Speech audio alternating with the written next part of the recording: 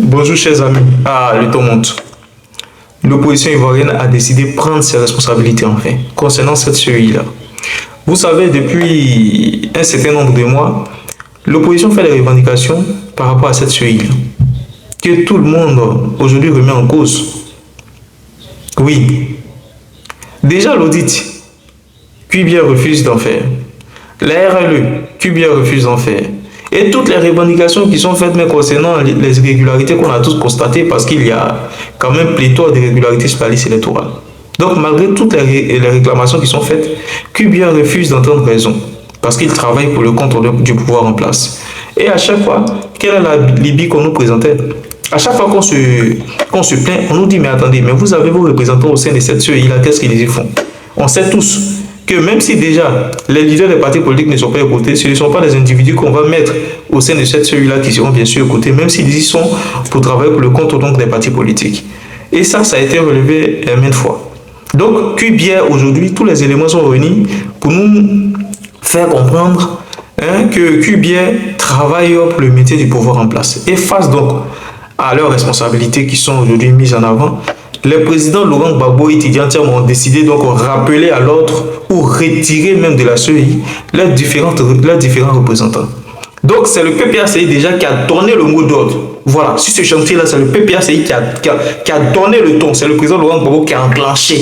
Et puis après, le PDC aussi a suivi. Parce que dans cette opposition, il faudrait que l'opposition soit solidaire. Je le dis, il faudrait qu'on soit solidaire. Si on part en pièces détachées, là, les gens aujourd'hui misent sur la dispersion, sur la disparité de cette opposition-là pour maintenir leur pouvoir. Donc, ils ont un certain langage pour essayer quand même de créer une certaine fusion au sein de cette opposition. Aujourd'hui, le PDCI a suivi l'exemple du PPACI parce que c'est le président Laurent Gbagbo qui a entonné déjà le ton. Et donc, nous allons lire le communiqué du PPACI à la date du 11 avril 2025. Depuis plusieurs mois, le président Laurent Gbagbo dit depuis plusieurs mois, il observe avec gravité le fonctionnement de la commission électorale indépendante. Il observe, il réfléchit, il analyse, mais aujourd'hui, il se doit de décider. Oui, la CEI n'est plus ce qu'elle prétend être. Elle n'est plus une institution indépendante. Elle est devenue l'instrument docile d'un pouvoir qui refuse l'alternance politique, qui refuse la transparence, qui refuse l'inclusion. Un pouvoir qui a peur du verdict du peuple et qui tente par tous les moyens de le contourner.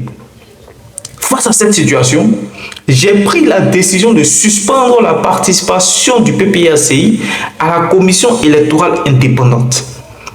Je le dis avec la plus grande responsabilité. Je refuse de me rendre complice de ce qui est en train d'advenir à notre pays.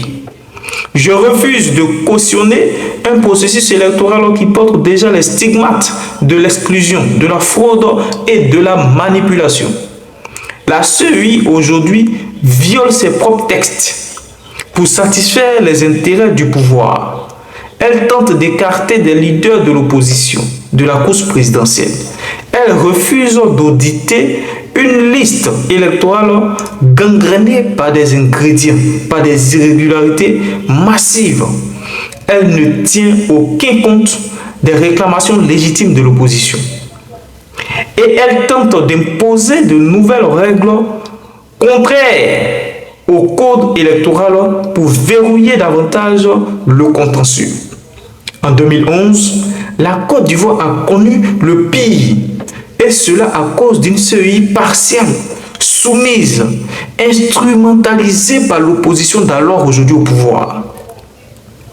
En tant qu'ancien président de la République, j'ai un devoir, le devoir de dire non à la forfaiture, le devoir de tirer la sonnette d'alarme, le devoir de protéger la Côte d'Ivoire de l'abîme. Ouattara, il ne connaît pas ça. C'est pour se maintenir au pouvoir là, s'il faut même détruire la Côte d'Ivoire là, lui il est prêt. Mais le président Laurent Gbagbo lui dit, il préfère préserver, protéger la Côte d'Ivoire de l'abîme.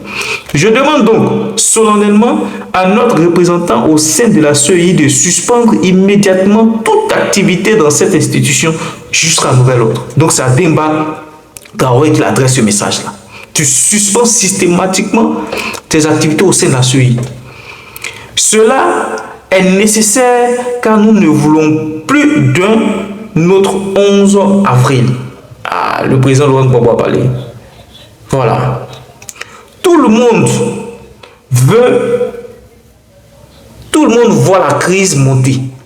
Tout le monde sent la tension. Tout le monde, sauf ceux qui dirigent aujourd'hui. Aveuglés par leur volonté de conserver le pouvoir, même au prix de la destruction du pays. Nous n'en serons jamais complices. Voilà.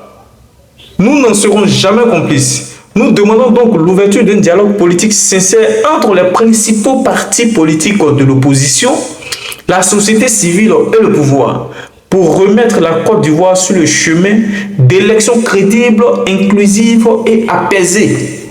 Cette CEI ne rassure plus. Elle est discréditée, elle est disqualifiée. Et il faut le dire avec fermeté, avec responsabilité, avec foi en l'avenir. La Côte d'Ivoire mérite mieux, la démocratie mérite mieux, et le peuple ivoirien, lui, mérite de pouvoir choisir librement ses dirigeants. Le président Laurent Gbagbo. Donc voilà aujourd'hui le communiqué qu'a pondu le PPAC pour demander à son représentant de quitter donc la CEI. Parce que tu ne sais rien, toutes les réclamations qu'on fait là, les gens n'écoutent pas. Ça sert à quoi donc d'avoir notre représentant là-bas? Dès que le président Laurent Gbagbo a fini de dire ça, le PDCI aussi a suivi les pas. Et par le truchement de la voix de l'honorable Simon Do, le PDCI RDA a décidé aussi de retirer son représentant de la CEI. On va vous laisser votre CEI là seul. Donc voilà l'allocution de l'honorable Simon Do. Écoutons ensemble.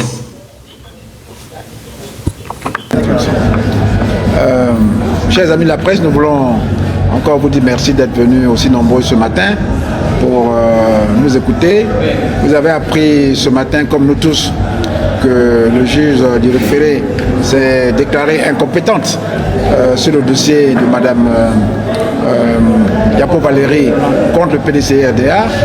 Vous savez qu'elle, dans son dossier notamment, elle insistait sur le fait que notre président n'était pas ivoirien au moment où il a été élu président de notre parti. Voilà.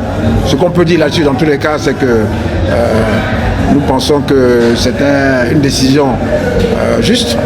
La justice, nous l'espérons, a pris en compte le fait que c'est un débat purement politique.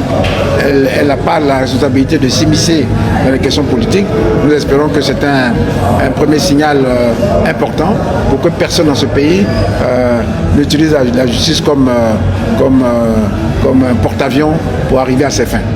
Voilà ce que je peux vous dire sur la question, mais nous avons saisi aussi l'occasion pour féliciter nos militants et militantes qui sont venus nombreux et nombreuses pour soutenir notre parti d'abord, nous soutenir aussi notre président, parce que nous sommes à un virage historique de notre nation.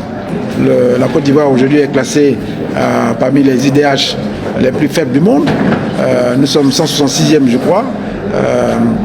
Ce qui est vraiment pas glorieux pour notre pays. Sur le système éducatif, notre position aussi en Afrique subsaharienne, nous sommes parmi les derniers. Sur le plan de la santé, nous sommes aussi parmi les derniers. Notre jeunesse est aux abois, sans emploi. Le taux de chômage dans ce pays atteint des niveaux de plus de 66% dans certaines régions. Écoutez, moi j'ai vu un papier, vous savez, j'aime pas trop faire de commentaires inutiles. J'ai vu un papier, mais je vous confirme que hier, M. Thiam a déposé sa candidature au PDCI-RDA et dans le dossier, il y avait un certificat de nationalité conforme. Bon, quel commentaire vous voulez que je fasse? Moi, je l'ai vu. Je n'ai pas dit on dit, puisque je suis membre de la commission électorale. On a un de nos collègues qui est là, M. Gauzé Sepré. Nous avons vu un certificat de nationalité conforme, en bonne et due forme.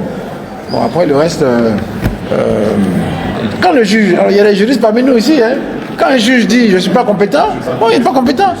C'est-à-dire que tu es allé poser ton problème devant quelqu'un qui n'a pas la capacité de répondre à la question. Bon, par ailleurs, il y a eu beaucoup de déclarations. Nos avocats sont intervenus. Écoutez, regardez les déclarations qu'ils ont faites. Vous allez comprendre. Chacun de nous a besoin de se soutenir. On n'est pas des juristes. Mais on constate comme vous que le juge a dit, bon, ça là, je ne suis pas compétent. Donc, envoyez ça où vous voulez, mais ce n'est pas moi. C'est de ça qu'il s'agit. Donc, elle va envoyer ça où elle veut.